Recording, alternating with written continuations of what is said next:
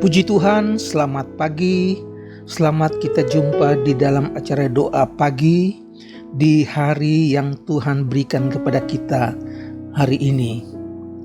Sebelum kita mendengar firman Tuhan, saya ajak kita berdoa. Bapa yang ada di dalam sorga, kami mengucap syukur buat hari yang baru yang Tuhan berikan kepada kami di pagi hari ini. Sebelum kami melangkah ke dalam aktivitas kami selanjutnya, kami ingin mendengarkan firman Tuhan. Kami mau renungkan firman-Mu, kami mau nikmati syukur kepadamu Tuhan Yesus. Kami mau buka hati buat firman-Mu. Terima kasih Tuhan, pimpin acara ini sampai selesainya. Di dalam nama Tuhan Yesus Kristus. Haleluya. Amin. Puji Tuhan, saudara-saudara, saya bacakan ayat yang diambil dalam 1 Timotius pasal 4 ayat yang ke-10. 1 Timotius 4 ayat 10. Itulah sebabnya kita berjerih payah dan berjuang karena kita menaruh pengharapan kita kepada Allah yang hidup, Juru Selamat semua manusia, terutama mereka yang percaya. Saya ulangi lagi, itulah sebabnya kita berjerih payah dan berjuang karena kita menaruh pengharapan kita kepada Allah yang hidup, Juru Selamat semua manusia, terutama mereka yang percaya.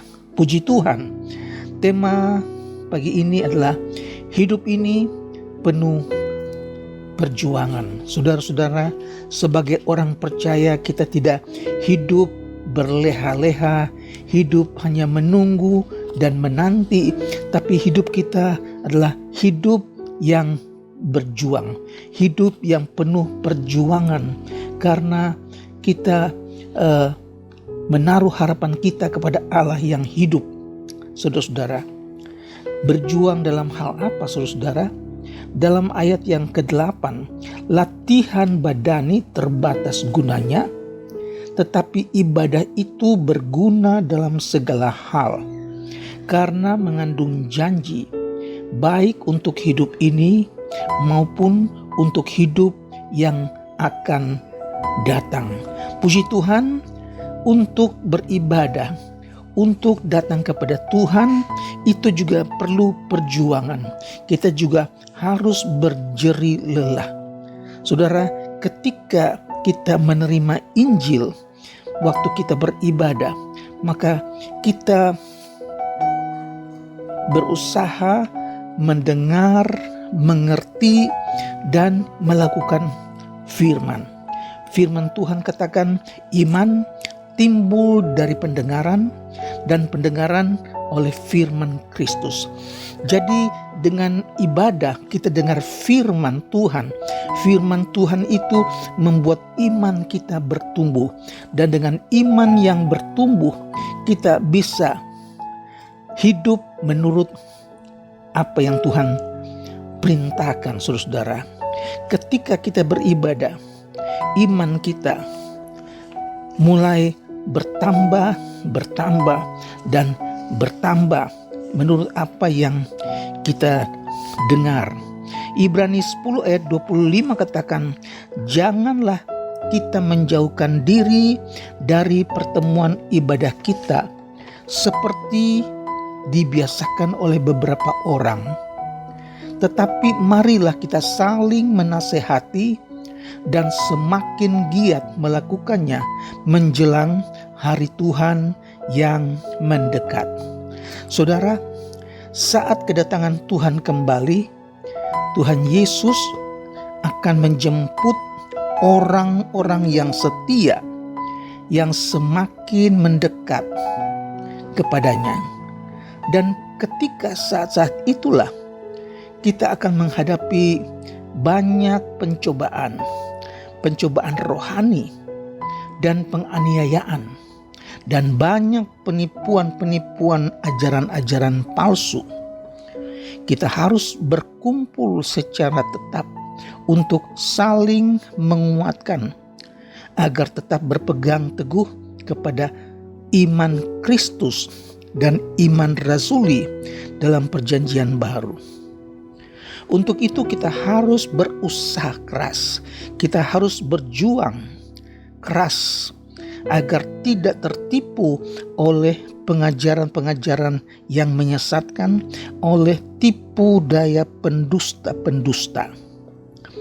Mereka yang murtad dalam gereja akan muncul hamba-hamba Tuhan yang karunia-Nya luar biasa dan diurapi dengan heran oleh Allah.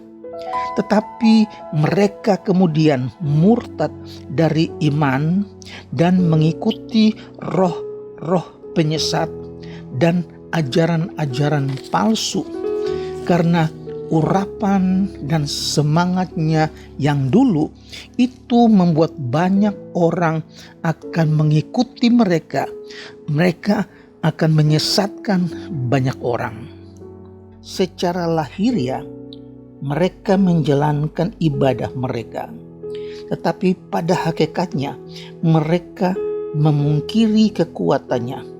Jauhilah mereka itu, sebab di antara mereka terdapat orang-orang yang menyelundup ke rumah orang-orang lain dan menjerat perempuan-perempuan lemah yang syarat dengan dosa dan dikuasai oleh berbagai nafsu. Saudara, di dalam 2 Korintus 11 ayat yang ke-13, sebab orang-orang itu adalah rasul-rasul palsu, pekerja-pekerja curang yang menyamar sebagai rasul-rasul Kristus. Saudara, untuk itu kita harus lebih banyak usaha, kita harus lebih berjuang keras, berjerih payah, supaya Roh Kudus akan memimpin kita untuk tetap kuat dan setia kepada firman yang murni. Roh Kudus akan menuntun kita untuk membedakan mana yang benar dan mana yang tidak benar.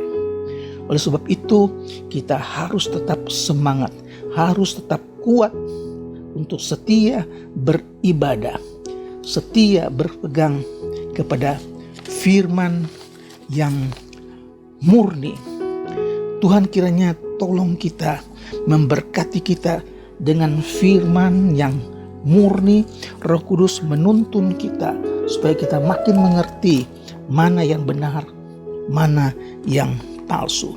Dalam 1 Yohanes pasal yang ke-5 ayat 1 sampai yang ke-3, setiap orang yang percaya bahwa Yesus adalah Kristus, lahir dari Allah, dan setiap orang yang mengasihi Dia yang melahirkan, mengasihi juga Dia yang lahir daripadanya. Inilah tandanya bahwa kita mengasihi anak-anak Allah, yaitu apabila kita mengasihi Allah serta melakukan perintah-perintahnya. Sebab inilah kasih kepada Allah, yaitu bahwa kita menuruti perintah-perintahnya. Perintah-perintahnya itu tidak berat. Puji Tuhan, firman Tuhan pagi hari ini ingatkan kita supaya kita semakin giat beribadah kepada Tuhan.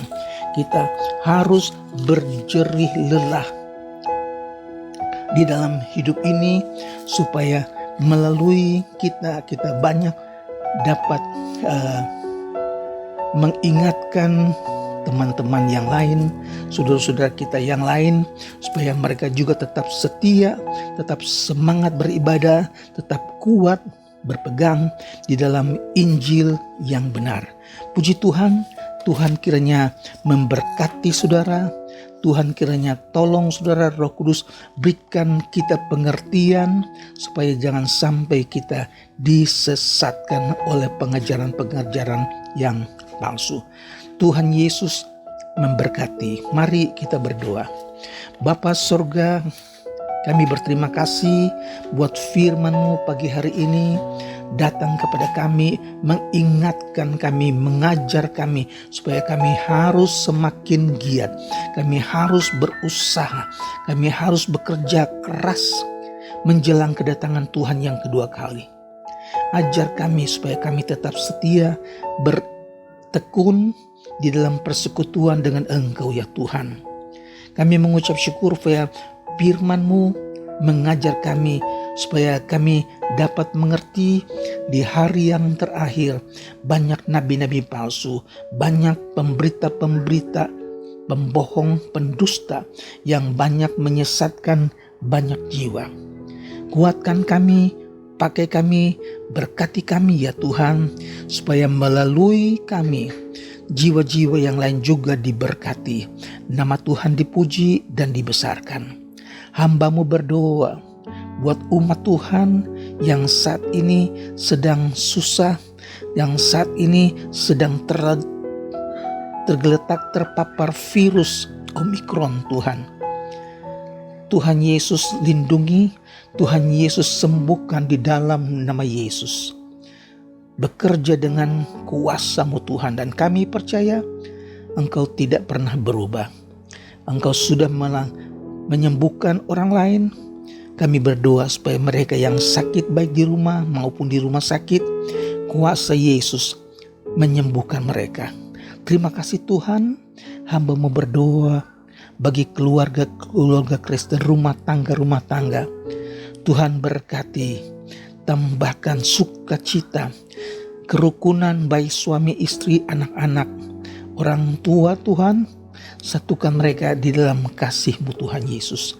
Terima kasih, kami berdoa juga supaya jemaat Tuhan semakin setia, semakin semangat datang beribadah kepada Tuhan, makin mengerti rencana-rencana yang akan datang di hari-hari yang terakhir.